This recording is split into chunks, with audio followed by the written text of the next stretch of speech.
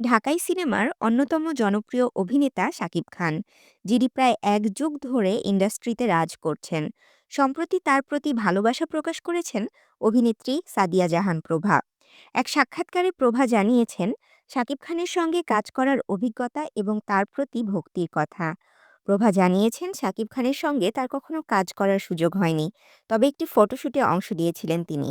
শাকিব খানের সৌন্দর্য দেখে প্রভা সরাসরি তার কাছে গিয়ে বলেছিলেন, আপনি অনেক সুন্দর। এছাড়া প্রভা বলেন, তার আগে শাকিব খানের সিনেমা দেখা হতো না। তবে সর্বশেষ তার ৩টি সিনেমা দেখে তিনি শাকিব খানের ভক্ত হয়ে গেছেন।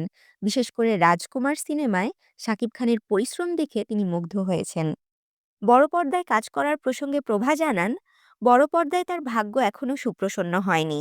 যদিও তিনি বেশ কিছুবার প্রস্তাব পেয়েছিলেন, কিন্তু সেটা শেষ পর্যন্ত বাস্তবায়ন হয়নি।